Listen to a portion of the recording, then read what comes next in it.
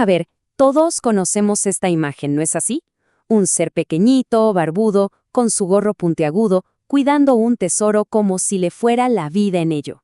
Es una figura que parece sacada de un cuento para niños. Pero, ¿y si les digo que esa imagen es solo la punta del iceberg de una idea increíblemente profunda? Y esta es la gran pregunta, la que nos trae aquí hoy. Parece simple, casi infantil, pero créanme, la respuesta es un viaje alucinante. Nos va a llevar desde la alquimia del Renacimiento hasta la psicología profunda e incluso a la resistencia cultural en las Américas. Así que bueno, vamos a meternos de lleno. Porque, para empezar, hay que dejar algo muy claro. Esto no es solo un cuento para dormir, es mucho, mucho más. Estamos hablando de un símbolo súper complejo, con unas raíces históricas y filosóficas que, al final, nos dicen muchísimo sobre cómo entendemos la riqueza, el conocimiento y hasta nuestro propio mundo interior. Y aquí viene la primera gran sorpresa. Olvidémonos por un momento de los cuentos de hadas. Nuestra historia, en realidad, empieza en el siglo XVI. ¿Y con quién? Con una de las mentes más espectaculares de su tiempo, el médico y alquimista Paracelso. Fue él quien escuchó todas esas leyendas de mineros europeos y dijo, a ver, vamos a darle un orden a esto, una estructura, casi como si fuera ciencia. Y esto es genial. La palabra misma, gnomo, es muy probable que la inventara él, y lo hizo de una forma, brillante. Mezcló dos ideas del griego, por un lado, genomos, que es morador de la tierra, y por otro, gnosis, o sea, conocimiento. Así que un gnomo es, desde su origen, las dos cosas a la vez, el que vive bajo tierra y el que posee un conocimiento secreto. Quédense con esta idea, porque es la clave de todo el misterio. Y Paracelso no se andaba con rodeos, fue súper específico. Para él, los gnomos no eran fantasmas o espíritus. No. Eran seres físicos que vivían dentro de su elemento, la tierra. Piénsenlo así. Eran como los obreros invisibles de la naturaleza, los responsables de crear las gemas y de formar las vetas de oro. O sea, una pieza fundamental en el gran engranaje del cosmos. Bien, entonces, vayamos armando el rompecabezas. Si el gnomo es el guardián de la gnosis, del conocimiento, entonces el oro que protege no puede ser simplemente un metal, ¿verdad? Y es justo aquí donde la historia se pone verdaderamente fascinante. Para los alquimistas había dos tipos de oro. El que conocemos, el de mercado, era solo una sombra, una versión superficial. El verdadero oro, el oro alquímico, era otra cosa completamente distinta. Era el símbolo de la perfección espiritual, del alma pulida. Lo llamaban la luz de la naturaleza, una especie de chispa divina que estaba atrapada en la materia y que esperaba ser liberada. Entonces, todo esto funcionaba como un mapa simbólico. Fíjense, la mina no era un hoyo en el suelo, era nuestro propio inconsciente, nuestras profundidades. Bajar a la mina era hacer ese viaje interior. El oro era encontrar la conciencia despierta, nuestro verdadero ser. ¿Y el gnomo? El gnomo era la figura clave, el guardián en la entrada, la guía que nos ayuda a encontrar ese tesoro dentro de nosotros mismos. Y esta frase de la tradición hermética lo clava. El tesoro del gnomo no es algo que uno se encuentra por casualidad, es algo que se aprende a ver. Requiere una transformación de la percepción, una especie de visión interior para poder reconocer el valor real en lo que a simple vista parece solo tierra y obscuridad.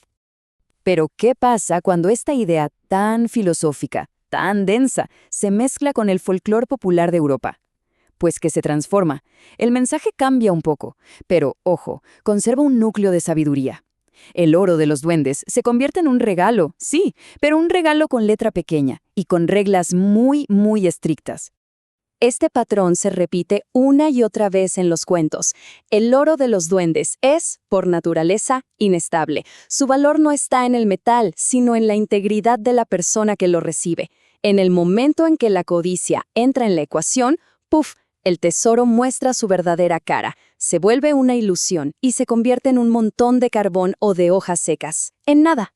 Y para entenderlo mejor, comparemos al gnomo con otro famoso guardián de tesoros, el dragón. Son polos opuestos. El gnomo es un artesano, un trabajador que entiende y moldea los secretos de la tierra. En cambio, el dragón es un simple acaparador. Se acuesta a dormir sobre su montaña de oro, una riqueza estéril que no produce nada y que al final lo consume.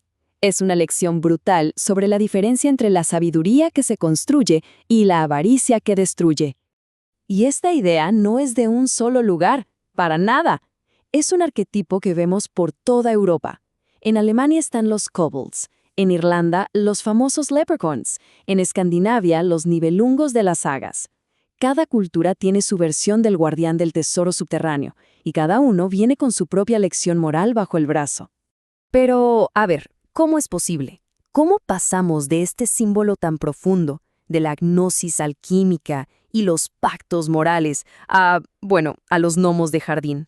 Aquí es donde la historia da un giro muy moderno y, la verdad, bastante revelador. Curiosamente, antes de volverse algo trivial, en América Latina pasó algo muy interesante. Aquí, el símbolo del gnomo europeo se fusionó con creencias indígenas, como la del muqui andino, y lejos de debilitarse, se hizo más fuerte. El muqui no solo guardaba oro, guardaba tesoros ancestrales, la memoria cultural, protegiéndola de la explotación colonial. Se convirtió en un potente símbolo de resistencia. Esta línea de tiempo lo resume todo a la perfección. Vemos una caída en picada. Empezamos en el siglo XVI con la gnosis, la transformación, pasamos al pacto moral del folclore, vimos su etapa como resistencia cultural en las Américas y finalmente llegamos al siglo XXI. ¿Para qué? Para un simple amuleto de prosperidad financiera. El significado se ha vaciado casi por completo. Y aquí está el meollo del asunto. La versión moderna del duende nos ofrece el resultado sin el proceso. Nos vende el oro sin exigirnos ese viaje peligroso pero transformador a las profundidades de la mina, que son, en realidad, las profundidades de nosotros mismos. Nos da el premio sin la aventura. Al final, todo nos lleva de vuelta al principio, al significado original de la palabra.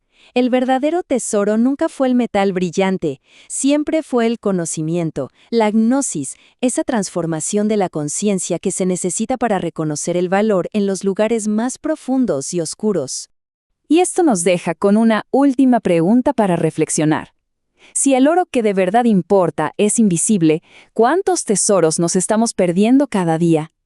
En nuestra búsqueda constante de la riqueza tangible, la que se puede contar, ¿cuántas oportunidades para el conocimiento real estamos ignorando, enterradas justo delante de nuestros ojos?